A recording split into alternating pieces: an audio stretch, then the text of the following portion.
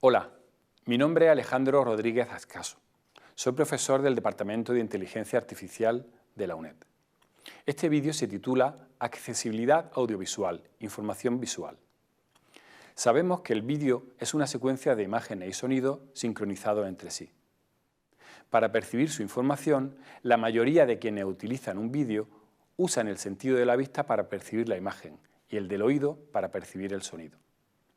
Para quienes por algún motivo no puedan percibir correctamente la información visual, debemos actuar en dos sentidos.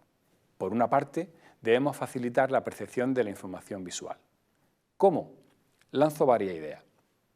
Haciendo vídeos minimalistas, porque demasiada información visual a un tiempo suele confundir a nuestra audiencia. Mal asunto. Maximizando el tamaño de los objetos y su contraste con el fondo. Generando vídeos de una calidad suficiente. Además de facilitar la percepción de la información visual, deberemos ofrecer un canal alternativo y equivalente a la misma. Lo habitual será utilizar el sonido para ofrecer esa información equivalente. Una opción es incluir en nuestro guión la descripción de la información visual relevante que vaya a aparecer en el vídeo. Es decir, se deben describir figuras, texto, animaciones, etc. Además, deberemos evitar referencias que requieran el sentido de la vista, del estilo de tal y como aparece aquí o si comparamos esto con aquello. Por otra parte, la audiodescripción es un sistema de apoyo a la comunicación audiovisual que suministra información sonora que la traduce o explica para quien no puede verla. Su finalidad es aportar los datos necesarios para que la obra audiovisual se comprenda lo más perfectamente posible. Utiliza una voz en off que describe la información visual en los huecos del mensaje, es decir, cuando no hay información sonora original que sea relevante.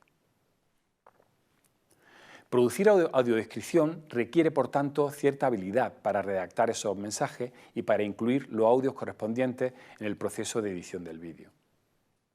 Pero hay ocasiones en las que la extensión de la descripción oral de la información visual resultaría demasiado larga como para incluirla en una locución o para audiodescribirla.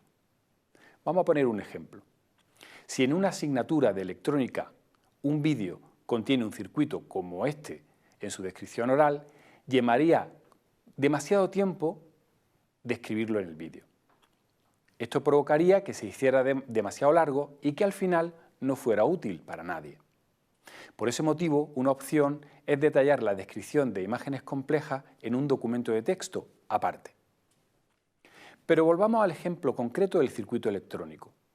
Describirlo en texto es largo y poco útil. Mejor producir una lámina táctil que permitiría una exploración detallada y sin prisas de la información.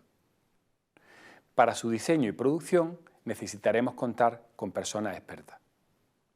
Estos documentos se pondrán a disposición de los estudiantes, que los utilizarán junto con el material audiovisual.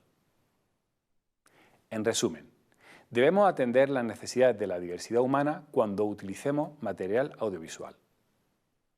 Utilizaremos alternativas sonoras, textuales o táctiles para la información visual originalmente contenida en nuestro vídeo. En cada caso, decidiremos cuál es la más apropiada. Y os recomendamos pensar en la accesibilidad desde el principio, cuando comencéis a diseñar vuestro vídeo. Hasta la próxima. Muchas gracias.